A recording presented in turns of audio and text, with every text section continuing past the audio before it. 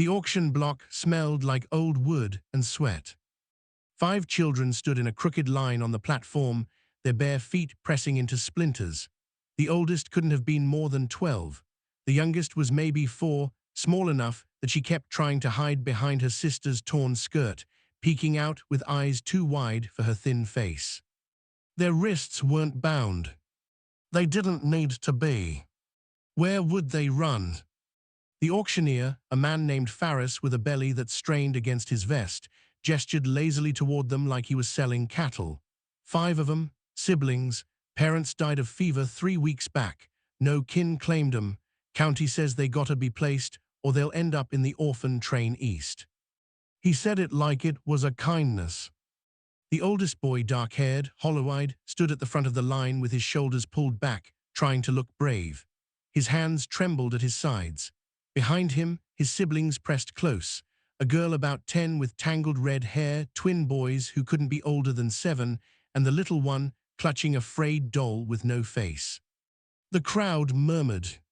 Not many. A dozen men, maybe. A few women in faded dresses. This wasn't a town gathering. It was a backroom deal dressed up as charity. The kind of thing that happened in places where no one asked too many questions. Now, Faris continued, raising his voice, we'll start the bidding separate, boy first, strong enough for field work. No. The word came from the oldest boy, quiet but firm. Faris blinked, what you say?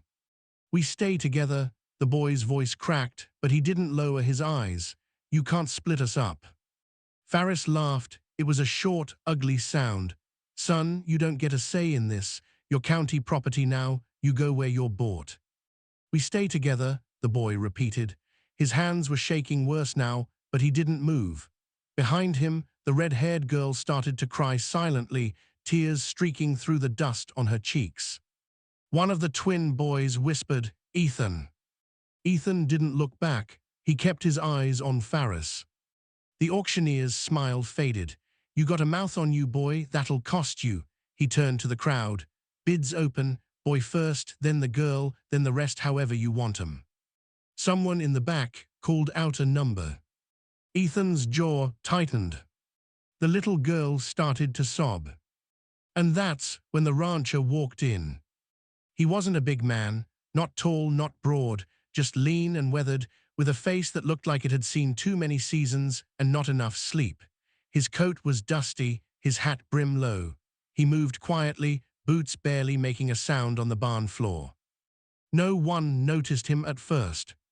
He stood near the back, hands loose at his sides, watching. Faris was in the middle of another pitch when the rancher finally spoke. How much for all of them? The barn went still.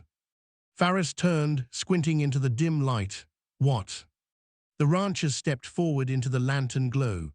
His face was lined, scarred along one cheek, eyes the color of winter's sky. All 5, together, how much? Faris blinked, then he laughed again, this time louder. Mister, you don't want all 5, that's a hell of a burden. Take the boy if you need a hand, maybe the older girl for housework, but the little ones, they're dead weight. I didn't ask for advice, the rancher said quietly. I asked for a price. The crowd shifted. A few men exchanged glances. Faris scratched his jaw, eyes narrowing. You serious? Do I look like I'm joking? The auctioneer studied him for a long moment, then he shrugged. Fine, county says they gotta be placed, all 5 $200. It was a stupid number, twice what any of them were worth separately, and Faris knew it. He was testing. The rancher didn't blink. Done. Faris hesitated. He'd expected a fight, a negotiation. Instead, he just got a man pulling a worn billfold from his coat and counting out bills with steady hands. You got a name? Faris asked. Caleb Merrick. Faris took the money slowly, like he still wasn't sure this was real. You know what you're taking on, Merrick? I know. They ain't gonna earn their keep, not for years. That's my concern. Faris pocketed the bills and gestured toward the platform. All yours, then. Caleb walked forward. The children didn't move. Ethan stood frozen, staring at him with wide, uncertain eyes. The red-haired girl had stopped crying, but looked ready to bolt. The twins clung to each other. The little one buried her face in her sister's side. Caleb stopped a few feet away. He didn't reach for them, didn't smile, just looked at them, one by one, with an expression that was hard to read. Then he said, soft and steady, "All of you, come with me." Ethan's lip trembled. Together. Together. You mean it? Caleb met his eyes. I don't say things I don't mean. For a moment, no one moved. Then the little girl whispered, "Is he nice?" The red-haired girl looked at Caleb, searching his face for something, kindness. Maybe, or cruelty. She didn't seem to find either, just exhaustion. "I don't know," she whispered back. Ethan swallowed hard. He glanced at his siblings, then back at Caleb. "If we go with you, you won't split us up later." "No. You promise?" Caleb nodded once. "You have my word." Ethan's shoulders sagged. He looked like he might cry, but he didn't. Instead, he took a breath and stepped off the platform. His siblings followed, clinging to each other, moving as one fragile, terrified unit. Caleb turned without another word and walked toward the door. The children followed. Behind them, Faris called out, "Good luck, Merrick, you're gonna need it." Caleb didn't answer. Outside, the sun was setting, painting the sky in shades of rust and ash. Caleb's horse stood tied near the fence, a sturdy roan mare with saddlebags that looked older than the children. He stopped beside the horse and looked back. The 5 siblings stood in a cluster, staring at him, Ethan in front, the others half hidden behind him, waiting. Caleb exhaled slowly. "It's a 2-day ride to my place," he said. "We'll camp tonight. There's a creek about an hour south. We'll stop there." Ethan nodded. "You got names?" "Ethan," the boy said. "This is Clara." He gestured to the red-haired girl. "The twins are Sam and Ben, and that's Daisy." The little one peeked out from behind Clara, still clutching her doll. Caleb nodded, "All right." He started walking, leading the horse. The children followed, silent and uncertain. And as the barn disappeared behind them, Ethan glanced back once, just to make sure it was real. That they were really leaving. Together. They made camp by the creek as the last light bled from the sky. Caleb built a small fire, methodical and quiet, while the children sat in a tight huddle on the far side of the clearing. They didn't speak, didn't move much, just watched him with the wary stillness of animals that had learned not to draw attention. When the flames caught, Caleb pulled hardtack and dried meat from his saddlebags and set it on a flat stone near the fire. "Eat," he said. No one moved. Ethan stared at the food like it might vanish. You want us to eat that." "That's why I put it there. All of it. However much you need." The children exchanged glances. Then, slowly, Ethan reached forward and took a piece of hardtack. He broke it into 5 pieces, handing them out carefully, making sure the little ones got the biggest shares. Caleb watched, said nothing. Clara nibbled at her portion, eyes flicking between the food and Caleb. "Why'd you buy us?" Caleb poked at the fire with a stick. Seemed like the right thing. "That's not an answer. It's the one I've got." She frowned, suspicious. "Nobody does that, not for 5 kids, not all at once." "I did." "Why?" Ethan pressed. His voice was stronger now, the fear giving way to something sharper. "What do you want from us?" Caleb looked up, meeting his eyes. "Nothing you're thinking." "Then what?" "Work same as anyone. There's a ranch. Animals need tending. Fence needs mending. Garden needs planting. You'll pull your weight same as I do." He paused. "But you'll eat. You'll sleep under a roof. And no one's gonna sell you again." Ethan's jaw worked. "That's it. That's it. You don't know us. We could be trouble."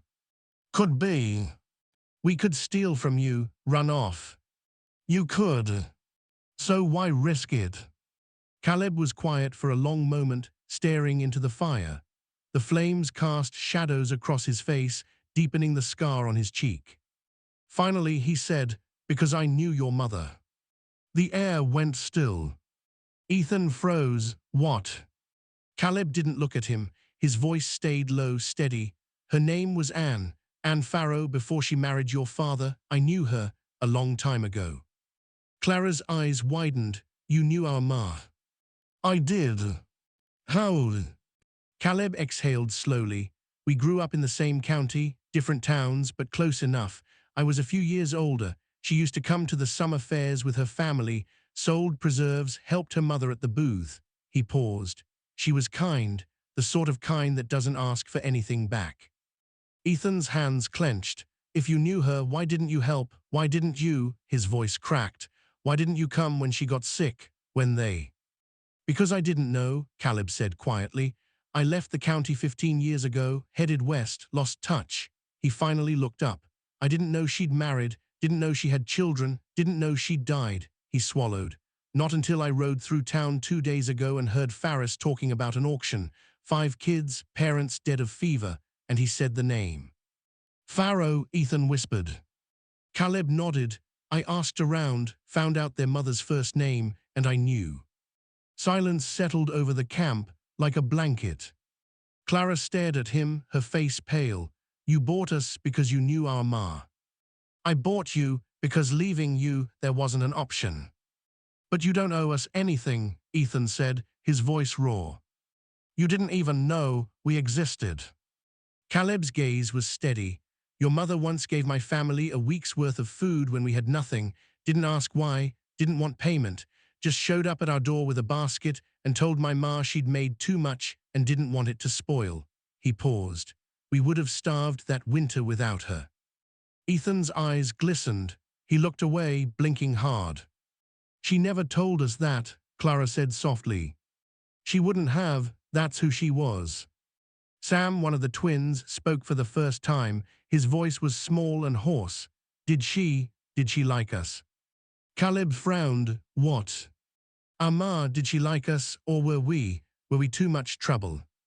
The question hung in the air, fragile and desperate. Caleb's expression softened, just barely. "I didn't know her as a mother," he said, "but I knew her as a person, and if she was even half the woman I remember, then she loved you more than anything in this world." Sam's face crumpled. Ben pulled him close, and the two of them clung to each other, silent sobs shaking their small frames. Daisy looked up at Clara. "Is the man gonna keep us?" Clara's voice trembled. "I think so." "For real?" "Yeah, Daisy, for real." Ethan wiped his eyes roughly and looked at Caleb. "You didn't have to do this." "I know. We are not your responsibility." "Maybe not," Caleb said, "but I'm making you mine anyway." Ethan stared at him for a long moment. Then, slowly, he nodded. The fire crackled. The creek murmured in the dark. And for the first time since their parents died, the children stopped watching the shadows for danger. Clara pulled Daisy into her lap, wrapping her arms around her. The twins leaned against each other, eyes heavy. Ethan sat with his knees pulled up, staring into the flames. Caleb reached into his coat and pulled out a rolled blanket. He tossed it toward Ethan. "Share that, I've got another." Ethan caught it, surprised. "You're giving us your blanket." "I've got another," Caleb repeated. "But, just take it, kid." Ethan hesitated, then unrolled the blanket and spread it over his siblings. They huddled beneath it, a tangle of limbs and exhaustion. Caleb leaned back against a tree, tipping his hat low over his eyes. "Mr. Merrick," Ethan's voice was quiet. "Yes, thank you." Caleb didn't answer, but after a moment he nodded once. And as the fire burned low and the stars came out, the children finally slept. Not soundly, not without nightmares, but together. And that was enough. They reached the ranch late the following afternoon. It wasn't much: a weathered cabin with a stone chimney, a barn that leaned slightly to the left, a pen for horses, and a chicken coop patched with mismatched wood. The land stretched out in rolling hills, dotted with scrub brush and wildflowers. A fence line ran along the northern edge, sagging in places. The children stood in the yard, staring. "This is it?" Clara asked. Caleb dismounted. "This is it." "It's," she trailed off. "Small," Ethan finished. "It's enough," Caleb said. He gestured toward the cabin. "2 rooms inside. You'll share one, I'll take the other. Barnes got a loft if someone wants privacy later." He started toward the door. "Get yourselves settled. I'll see about supper." The children exchanged glances, then followed. Inside, the cabin was plain but clean. A table, a few chairs, an iron stove in the corner. The second room had a wide bed frame with a cornhusk mattress and a pile of quilts stacked at the foot. Daisy climbed onto the bed and bounced once, eyes wide. "It's soft." "It's ours," Ben whispered. Caleb nodded from the doorway. "It's yours." For a moment, no one spoke. Then Clara started to cry. Not loud, just quiet, shaking sobs that she tried to muffle with her hand. Ethan put an arm around her. Hey, it's okay." "I know," she choked out. I didn't think." "I know." Caleb turned away, giving them space. He walked back outside and stood in the yard, looking toward the horizon. The sun was sinking, and riders were coming. He saw the dust first, then the shapes, 3 men on horseback moving at a steady pace. Caleb's jaw tightened. He walked to the barn, pulled a rifle from where it hung on the wall, and checked the load. Then he walked back to the porch and waited. The riders came to a stop at the fence line. The man in front was broad-shouldered, with a thick beard and a star pinned to his vest, Sheriff Holt. The 2 men flanking him were younger, harder-looking, deputies maybe, or just hired guns wearing tin. Holt smiled. It didn't reach his eyes. "Merrick, Sheriff, heard you made a purchase yesterday." "I did. 5 kids." "That's right." Holt leaned forward in his saddle. "That's a lot of mouths to feed." "I'll manage." "Will you?" Holt's smile widened. "See, thing is, Merrick, some folks in town are concerned. They're wondering what a man like you wants with 5 orphans, wondering if maybe you've got intentions." Caleb's grip on the rifle tightened. "See. Affle what you're implying, Holt." "I'm not implying anything. I'm just saying people talk. And when a stranger rolls into town and buys up a whole batch of kids, well, it raises questions. Then people should mind their own business." "Maybe," Holt said, "or maybe the county should have done a better job vetting who gets to take those kids. Maybe there should be some sort of inspection. Make sure they're being treated right." "They're fine." "You sure?" Holt glanced toward the cabin. "Wouldn't mind having a look myself, just to put minds at ease." Caleb stepped off the porch. "You're not coming inside." "No, Merrick. You heard me." Holt's expression hardened. The 2 men beside him shifted, hands drifting toward their guns. "You really want to make this difficult?" Holt asked. "I want you off my land." "This is official business." "This is harassment," Caleb said flatly, "and we both know it." Holt studied him for a long moment. Then he sat back, shaking his head. "You know, Merrick, I did some asking around about you, found out you used to ride with a Union patrol during the war, burned a few farms down south, called it justice." Caleb's face didn't change, but something flickered in his eyes. "That's right," Holt continued. "I know who you are. You were part of the raids in '64, the ones that didn't care who was Confederate and who was just trying to survive. You burned homes, took livestock, left families with nothing." "That was war," Caleb said quietly. "Was it?" Holt leaned forward again. "Because I talked to a man named Farrow a few years back. Said his farm got torched by Union soldiers. Said they killed his cattle, burned his crops, left him and his wife to starve. He never recovered. And a few years later, he and his wife died of fever in a county poorhouse, leaving 5 kids behind." The air went cold. Caleb's hands were steady, but his voice was like iron. "What are you saying, Holt?" I'm saying maybe you knew that family, maybe you were there when it happened, and maybe buying those kids isn't charity. He smiled, cruel and thin. Maybe it's guilt. Behind Caleb, the cabin door creaked open. Ethan stepped out onto the porch, Clara right behind him. Is that true? Ethan's voice was shaking. Were you there? Did you burn our farm? Caleb turned slowly. Ethan's face was pale, his fists clenched. Answer me. Caleb met his eyes. I rode with a Union patrol. We were ordered south to disrupt supply lines. Some of the men, they went further than orders, burned more than they should have, took more than they needed. Were you one of them?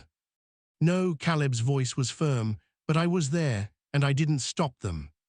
Clara's breath hitched. You let them destroy our home. I didn't know it was yours. I didn't know your family. I saw smoke, heard screaming, and I rode on. He swallowed hard. I've carried that with me every day since. Tears streamed down Clara's face. You ruined us. I know. And now you think you can fix it by buying us. No, Caleb said quietly. I can't fix it, but I can try to make sure you don't end up like I did. Alone, angry, empty. Ethan's jaw trembled. Get out. Ethan! Get out, Ethan's voice broke. We don't want your guilt. We don't want your charity. Just leave us alone. Caleb stood frozen. Holt laughed from the fence line. Well, Merrick, looks like your good deed just blew up in your face. Caleb didn't look at him. He just stared at Ethan, at the raw pain in the boy's eyes. Then he nodded once and walked toward the barn. The children didn't leave. They could have. The door was open. Holt and his men were still out by the fence, watching, but they didn't move. Instead, they stood on the porch, silent and trembling, as Caleb saddled his horse in the barn. Clara wiped her eyes roughly. What do we do now? Ethan didn't answer. He just stared at the barn, fists clenched so tight his knuckles were white. Daisy tugged on his sleeve. Is the man leaving? I don't know. I don't want him to leave. Daisy. I don't, she started to cry. He gave us food and a bed, and he said we could stay together. Sam looked at Ben. Maybe we should go after him. And say what? Clara snapped. Thank you for ruining our family. He didn't ruin it, Ben said quietly. The war did. He was part of the war. So were a lot of people. Ben's voice was small but steady. That doesn't mean they were all bad. Clara opened her mouth, then closed it. Ethan stared at the barn door. His chest was tight, his mind spinning. Everything felt wrong, broken. But also, he thought about his mother, about the kindness she'd always shown, even when they had nothing, about the way she'd taught them to see people not as good or bad, but as human, complicated, messy. Would Ma have wanted us to send him away? Ethan whispered. Clara looked at him, startled. What? Ma, if she were here, what would she say? Clara's lip trembled. She looked down. I don't know. I think she'd say people make mistakes, and that holding on to anger just makes you colder. He let them burn our home, Ethan. I know, Ethan's voice cracked, but he also gave us a home when no one else would. Silence. Then Daisy broke away and ran toward the barn. Daisy, Clara shouted, but the little girl didn't stop.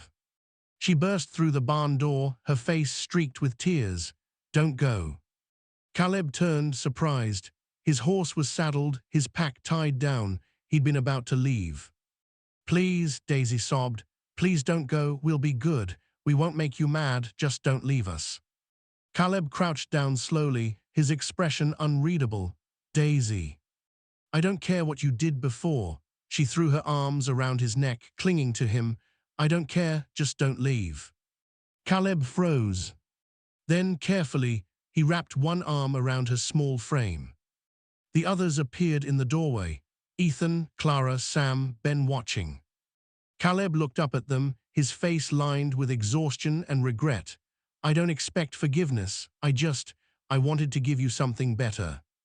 Ethan stepped forward. Why didn't you tell us? Would it have changed anything? Maybe. Caleb nodded slowly. Maybe it would have. He paused. I'm not a good man, Ethan. I've done things I can't take back, but I meant what I said. You're not alone anymore, not if you don't want to be. Ethan's eyes glistened. He looked at Clara. She stared at Caleb for a long moment, her face a storm of emotion. Then, finally, she exhaled. Ma used to say, everyone deserves a second chance. Caleb's jaw tightened. I don't forgive you, Clara said, her voice shaking. Not yet, maybe not ever, but, she swallowed hard. I think we need you more than we hate you. Caleb closed his eyes briefly, something breaking in his expression. Ethan took a breath. If you stay, we work together, we build something better than what we lost. Caleb looked at him. You sure? No, Ethan admitted, but I'm willing to try. Outside, Holt called out, impatient. Merrick, you coming or not? Caleb stood slowly, still holding Daisy. He looked at the children, all 5 of them, broken and scared and willing to try. Then he walked to the barn door and called back, I'm staying, Holt, and you're leaving. Holt laughed. You really think you can make me? Before Caleb could answer, another voice rang out from the road. I think we can. Hoofbeats. A dozen riders appeared over the hill, older men, weathered and armed, ranchers from neighboring properties, men who'd known Caleb for years. One of them, a grizzled man named Pike, reined in beside Holt. Heard you were hassling Merrick, Sheriff. Holt's smile faltered. This is county business, Pike. This is you abusing your badge, Pike said flatly. Caleb bought those kids fair and square. You've got no cause to be here. I'm just making sure. You're just making trouble. Another rancher, a woman named Ruth, rode up beside him. We know Caleb, he's a good man, and if he says those kids are safe, then they're safe. Holt looked around. His deputies shifted nervously. You're making a mistake, Holt said. Maybe, Pike replied, but it's ours to make. Holt stared at them for a long moment, then slowly he turned his horse. This isn't over, Merrick. Yeah, it is, Caleb said quietly. Holt rode off, his men following. The ranchers waited until the dust settled, then Pike tipped his hat. You need anything, Merrick, you let us know. Appreciate it. Ruth smiled. Those kids better be at the church social next month. Whole county'll want to meet 'em. Caleb nodded. They will be. The ranchers rode off, and the ranch fell quiet again. Caleb turned back to the children. They stood together in the barn doorway, watching him. And for the first time, they didn't look afraid. Just tired. And maybe, just maybe, hopeful. The days that followed were not easy. There was no sudden healing, no instant forgiveness, just slow, careful steps forward. Ethan worked beside Caleb in the fields, silent and wary. Clara helped with the animals, her movements sharp and guarded. The twins shadowed each other, speaking in whispers, and Daisy clung to whoever was closest, afraid that if she let go, everything would vanish again. But slowly, things shifted. One morning, Caleb taught Ethan how to mend a fence. They worked side by side in silence until Ethan finally asked, Did you really ride with the Union? I did. Do you regret it? Caleb paused, hammer in hand. I regret the things I didn't stop, the things I let happen because I told myself it wasn't my place to interfere. He looked at Ethan. War makes you believe the worst in people is justified. It's not. Ethan nodded slowly. My pa used to say the same thing. Your pa was smarter than me. They went back to work, but after a while Ethan said quietly, Thank you for telling the truth. Caleb didn't answer, but he nodded. A week later, Clara found Caleb in the barn, carving something from a piece of wood. What's that? She asked. He held it up, a small horse, rough but recognizable. For Daisy, figured she could use a toy that wasn't falling apart. Clara stared at it, then softly, You didn't have to do that. I know. She hesitated. I'm still angry at you. I know. But I think Ma would have liked that you're trying. Caleb's hands stilled. He looked at her, and for a moment his expression cracked. I hope so. Clara nodded and turned to leave. Then she paused. Caleb. Yes. Thank you for not giving up on us. She left before he could respond. The twins started talking more. They helped with the chickens, laughing when one of the hens chased Ben across the yard. Sam asked Caleb if he could learn to ride the horse. Caleb said yes. And Daisy, she started calling him Caleb instead of Mr. Merrick. Then, one night, she climbed into his lap by the fire and fell asleep there. Caleb sat frozen, unsure what to do. Clara smiled from across the room. She trusts you. I don't deserve it, he whispered. Maybe not, Clara said, but she's giving it to you anyway. 3 weeks after they arrived, Caleb took the children into town. They rode together in the wagon, Daisy perched on Ethan's lap, the twins squeezed between Clara and Caleb. It was a clear day, the sky wide and blue. People stared as they passed, some nodded, others whispered. But when they reached the general store, Ruth was waiting outside. She greeted them warmly, made a fuss over the children, and handed Daisy a peppermint stick. You're part of this town now, she told them. Don't let anyone tell you different. Ethan looked at Caleb. Caleb nodded. And for the first time, Ethan smiled. That evening, back at the ranch, Caleb built a fire outside. They sat around it together, the children talking and laughing while Caleb listened, quiet and content. At one point, Ethan looked at him and said, You know, I think we're gonna be okay. Caleb met his eyes. Yeah, I think so too. Clara leaned against her brother. We are still a family, right? Always, Ethan said. Daisy looked up at Caleb. Are you our family too? Caleb hesitated, then slowly he nodded. If you'll have me. We will, Daisy said simply. And that was that. Over the following months, the ranch changed. Caleb taught the boys to rope and ride. Clara learned to cook, experimenting with recipes and filling the cabin with the smell of bread and stew. Ethan took on more responsibility, working the land with a quiet determination that reminded Caleb of the boy's father. And Daisy, she grew braver, started exploring, started laughing more. One day she found an old photograph in Caleb's things, a picture of him as a young man, standing beside a woman with kind eyes. Who's that? She asked. Caleb looked at the photo, his expression soft. Your mother, a long time ago. She's pretty. She was. Daisy studied the picture, then looked up at him. Do you miss her? Every day. Me too. Caleb pulled her into a hug, and she clung to him, small and fierce. Years later, the ranch would still stand. The children would grow. Ethan would take over much of the work, strong and steady. Clara would become a teacher in town. The twins would start a small business breeding horses. And Daisy, she'd stay close, helping Caleb as he aged, refusing to leave the place that had saved her. On quiet evenings, they'd gather on the porch, watching the sun set over the hills. And sometimes, Caleb would tell them stories about their mother, the kindness she'd shown, the strength she'd carried. She'd be proud of you, he'd say. She'd be proud of you too, Ethan would reply. And Caleb would smile just a little, maybe. But deep down, he hoped it was true. Because in the end, he hadn't saved them. They'd saved each other. And that was enough. The sun dipped low, the wind whispered through the grass, and the 5 siblings sat together on the porch, no longer alone. No longer afraid. Just home.